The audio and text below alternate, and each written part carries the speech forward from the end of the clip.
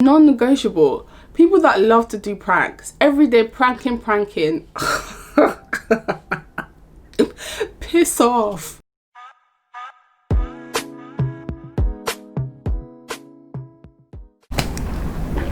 Hi loves, hi friends. Thank you for joining me. Let's just get the unsexy stuff out of the way, okay?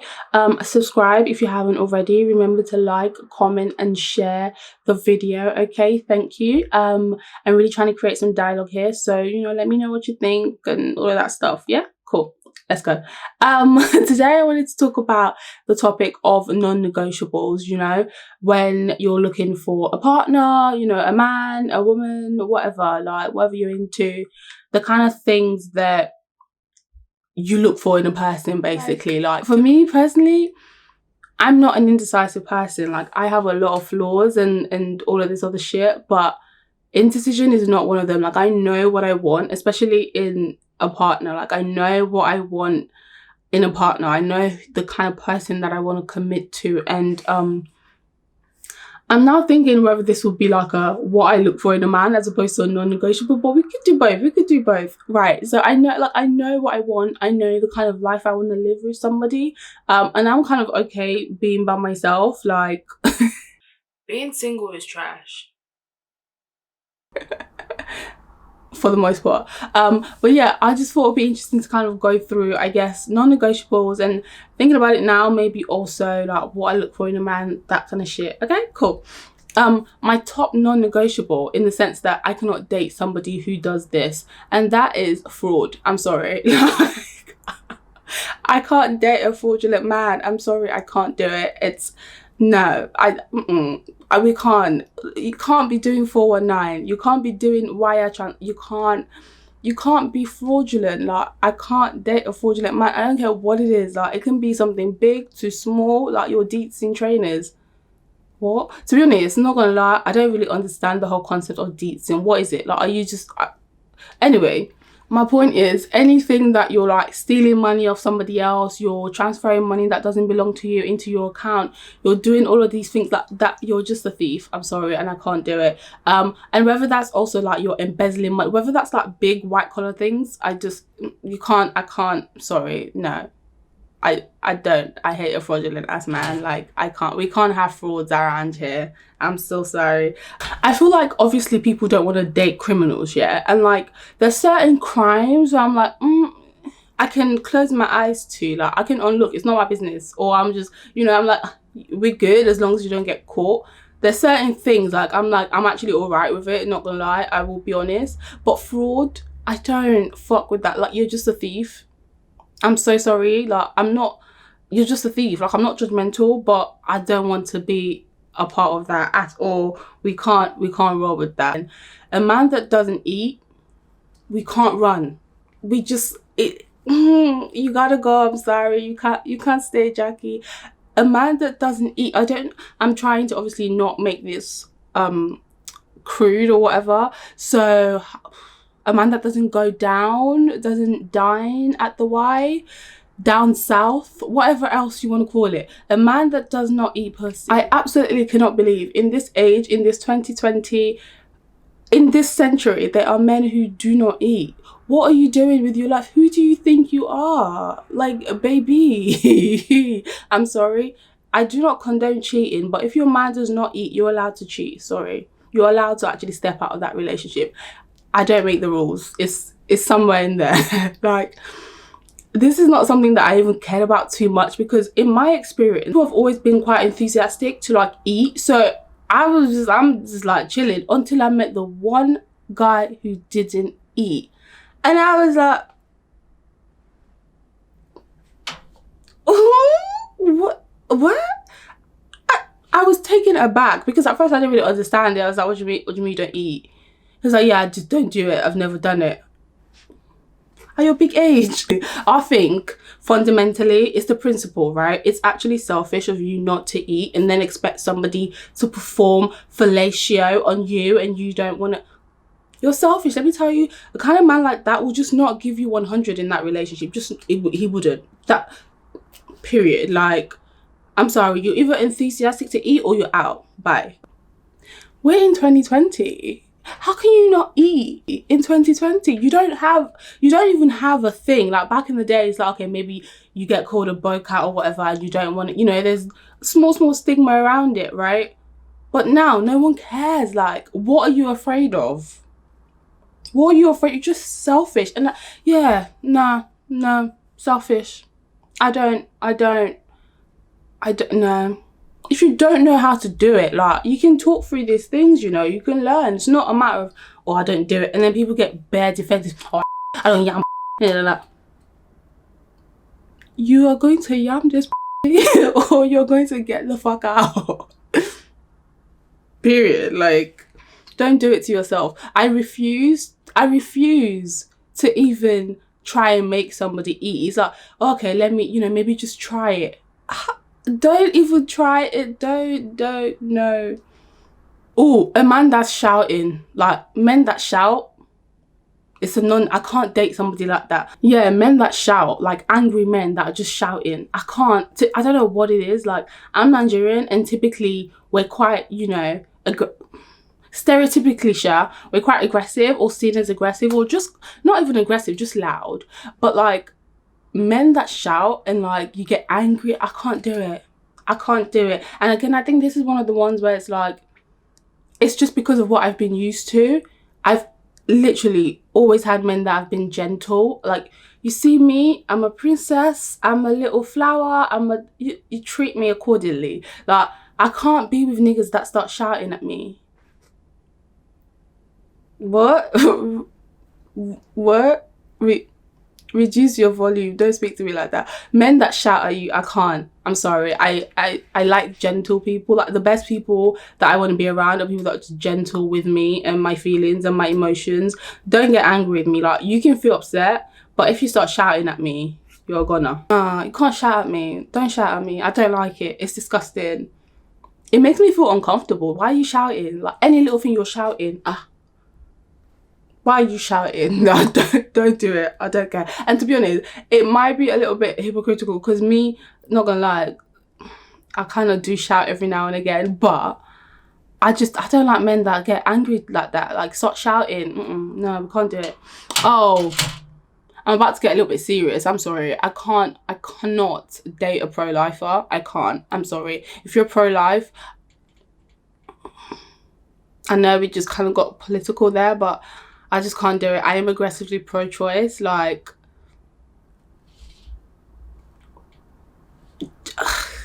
it's just, yeah, we actually have nothing to talk about. If you're pro-life, oh God, I really have to go. And I know people sometimes say, oh yeah, you know, you can do whatever you want, but for me, I would never do that. It's like, then sweetie, you are pro-choice. Because the whole idea is that you have a choice to keep whatever you want to keep. And, you know, Funke over there has a choice to make her own decision. But if you say you're pro-life, you're saying that everybody got to keep these babies. So an actual pro-life man, I can't. That is a ultimate deal breaker. I can't do it. Obviously, like, the regular things as well, deal breakers, homophobia, all of that. Phobia, misogyny, you're out. Like, I can't. I'm so sorry. Because people in the following job roles: police, army, you're doing one politics, you're gotta go. I can't stay. I could not imagine dating a police officer. I think it would make me feel genuinely uncomfortable. Like, when I say dating, I don't mean we're hanging out, we're chilling, we're sexing, no, I mean like actual, I'm moving on in a serious relationship with you. I can't. Non-negotiable. People that love to do pranks. Every day pranking. Piss off. Piss the fuck off. I hate that. Like, I've been watching New Girl, which is just fucking great, by the way, but these lot are just doing pranks. I'm like, if somebody were pranking me like that, I would actually cut you off. Like, don't prank me. People that just every little thing pranking, like, you know, whipped cream on your hand while you're sleeping, tickling. I'm not a baby. Fuck off. I hate that. All of that. don't scare me. Don't get my heartbeat racing. Don't stress me out. It's too much. I hate it. Don't do all that. That's not the kind of banter that I like. Don't do that. You're actually gonna go after the second prank. You're out. You're out. Do you know what? I'm not gonna lie. Low key, a non-negotiable is like a religious person. I say this to my friends and like they laugh at me, but really I can't. By religious, not that, you know, have a believe in something cool, but like a proper religious person. Like, I don't go to church every Sunday. I think I go to church like 3 times a year. Like, I would love to go more. I would love to go more, but like a proper religious person that like you're going to, you know, everyday church. There are people who go to church like 5 times a week. And like, cool if that's you, but if you're now expecting me to go to church with you on Sunday, on Wednesday evening, on Friday evening as well, then I'll be there again on Saturday. I can't. Weekday fellowship, then night vigil, then Sunday morning we're there again. No, I'm sorry, that's too much. I can't. Like, you know, I think it's really sweet when people are like, you know, pray together. But to be honest, I think I wouldn't know what to do in that situation if my boyfriend was like, oh, come, let's pray. I sound really bad, but like, I like my prayers between me and God. Like, and this is, you know what, I might be saying this because I've never experienced it, because I think it's hella sweet when people pray for each other. I think it's so sweet. I asked my friends, like, who I would consider to be more religious than I am, to just be like, you know, say a little prayer for me, because I do believe in all of, I do believe, but I'm just not religious. So I feel like I would be a dick if I was, you know, asking for a religious man. Like, I know people are like, oh yeah, you want a God-fearing man.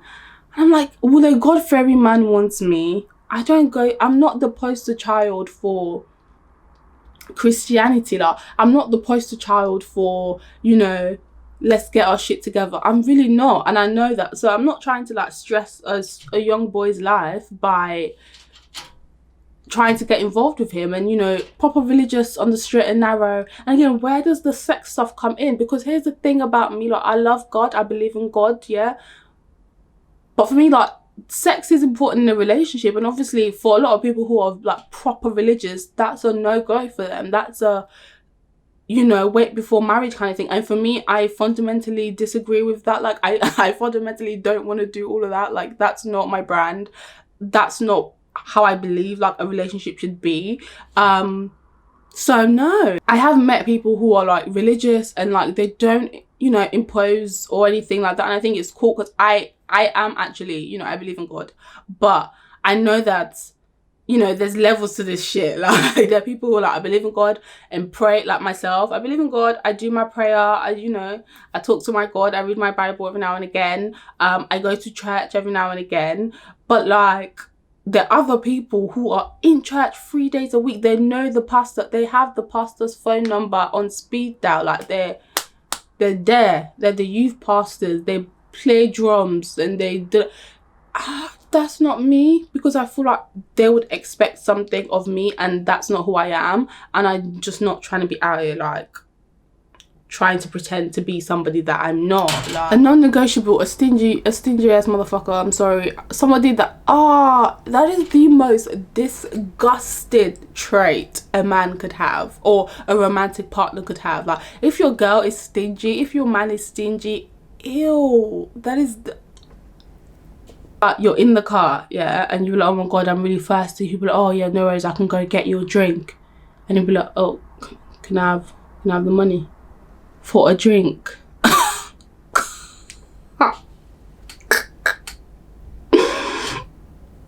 What? He will come to your house, bring you pizza and wine, and then ask you to send half of the money to his bank account.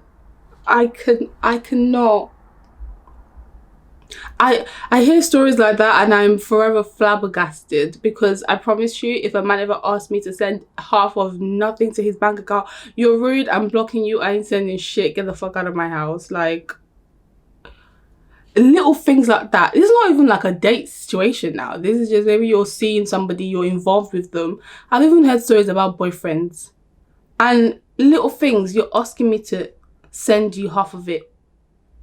This is not like, oh, I don't have the money, I can't afford it type shit. That's not even what I'm talking about. Because if you don't have the money, you don't have the money, innit? But little things, you pop to the shop. Your man can't even just pop to the shop and get you something. He's looking at you for your card. I don't understand it. Like, I hear stories like that, and I'm always just like, that's not how we do in my household. Like, that's not how we roll in my village. Like, little things like that scare me. How can you be stingy to somebody you're going out with? Men that ask you to send money to their account. Oh, send me half of the pizza money. Half of pizza money for what? Half of, you get a bottle of wine to my house and you're asking me to split a bottle of wine. A bottle of fucking barefoot wine. Do you know how much that is? That's like £7 a bottle. 7 divided by 2. It's like I sound mad, but I promise you I've heard stories worse than that. And I've always just been like, these are not the kind of people that you date if you love your life. I think those are my non-negotiables. Like, to be honest, I don't think I have a lot of non-negotiables, like, physically.